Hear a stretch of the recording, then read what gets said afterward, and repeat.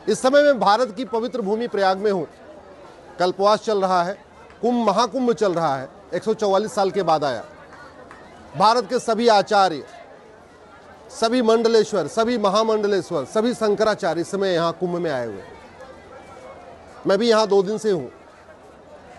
आज मैं कुछ चिंतन कर रहा था तो फिर मुझे ध्यान आया कि जहाँ जहाँ सनातन होता है वहाँ नदियों की पूजा होती है। भारत में सनातन है इसलिए आज गंगा माँ, यमुना माँ, गोदावरी माँ, नर्मदा माँ ऐसे कहते हैं। लेकिन जहाँ सनातन खत्म हो गया वहाँ नदी को केवल पानी का स्रोत माना जाता है, माँ नहीं कहते। अफगानिस्तान, पाकिस्तान, बांग्लादेश में नदी को माँ नहीं कहते। वहाँ क्यों नदी एक पानी के लिए, पानी का बहाव का माध्यम है, पानी का साधन है। एक सवाल और भी है कि आखिर अफगानिस्तान, पाकिस्तान, बांग्लादेश के आचार्य कहाँ चले गए। अफगानिस्तान, पाकिस्तान, बांग्लादेश, मालदीव के महामंडलेश्वर और मंडलेश्वर कहाँ चले गए। पाकिस्तान, अफगानिस्तान, बांग्लादेश के हमारे मठ मंदिर कहाँ चले गए। पाकिस्तान, अफगानिस्तान, बांग्लादेश के हिंदुओं का क्या हुआ। पहले वहाँ पे भी पूजा होती थी, वहाँ पे भी नदियों में लोग नहाते थे, सब कुछ बदल कैसे गया। तो बदल इसलिए गया क्योंकि सनातन वहाँ ख़त्म हो गया। और भारत में भी 800 जिलों में से 200 जिलों में सनातन खत्म हो चुका है। 6000 तहसीलों में से 1500 तहसीलों में सनातन खत्म हो चुका है।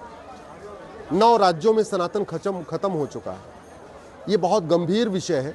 इसलिए मैं अपने सभी परम पूज्य शंकराचार्य जी से, अपने सभी महामंडलेश्वर से, सभी आचार्य से, सभी कथावाचक से आग्रह करता हूं कि इस बात पे चिंतन करें कि आखिर सनातन जहां खत्म हुआ वहां स्थिति जो है, क्या वो स्थिति भारत में तो नहीं आ जाएगी।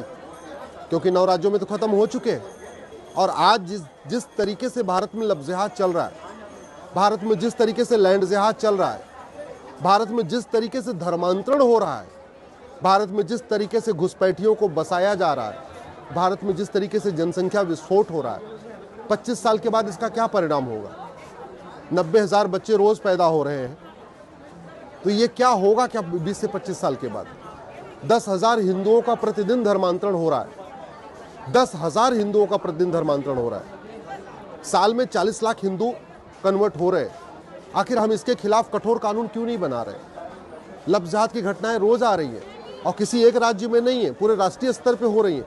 जब राष्ट्रीय स्तर पे हो रही हैं तो स्वाभाविक सी बात है कानून भी राष्ट्रीय स्तर पे बनना चाहिए। अगर घुसपैठ एक राष्ट्रीय समस्या है तो कानून भी बनना चाहिए, राष्ट्रीय स्तर पे बनना चाहिए।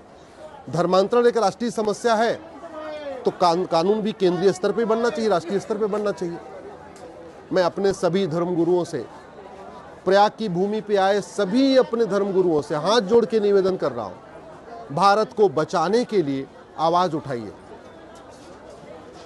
अगर गौशाला बनाने से सनातन धर्म बचता तो पाकिस्तान, अफगानिस्तान, बांग्लादेश में बहुत गौशालाएं थी। अगर मठ मंदिर बनाने से सनातन धर्म बचता तो पाकिस्तान, अफगानिस्तान, बांग्लादेश में भी खूब मठ मंदिर थे।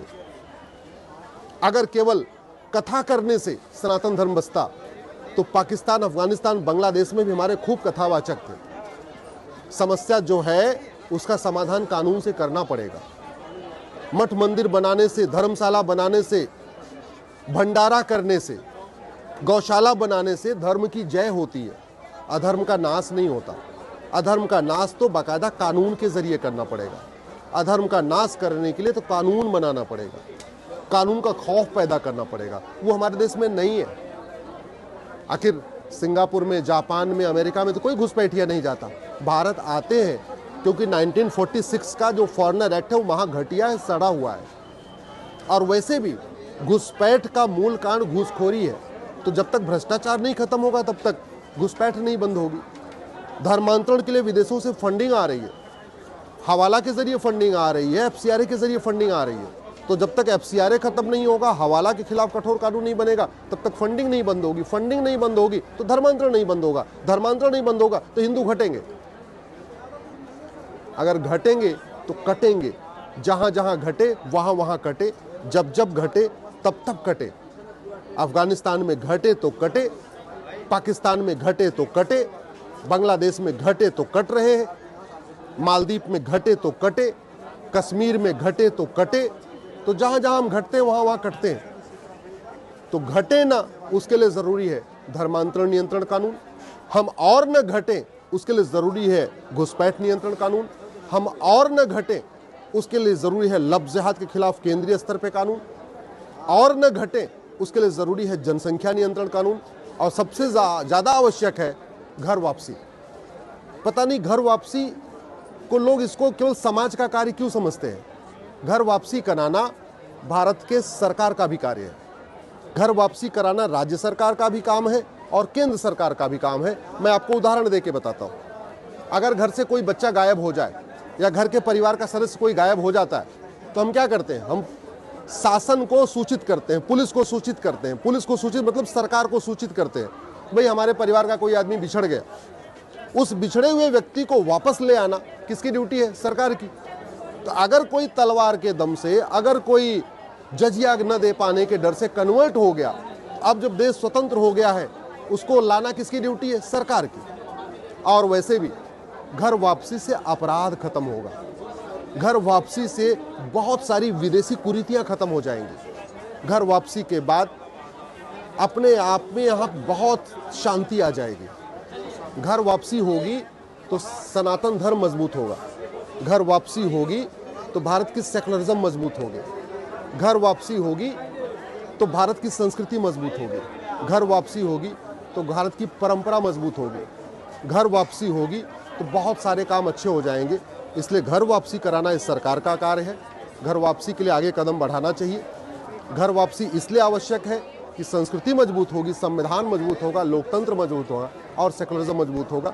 इसलिए मैं अपने सर्व धर्म गुरुओं से कहता हूँ कि इसका ध्यान रखें कि घर वापसी के लिए आगे कदम बढ़ाएं।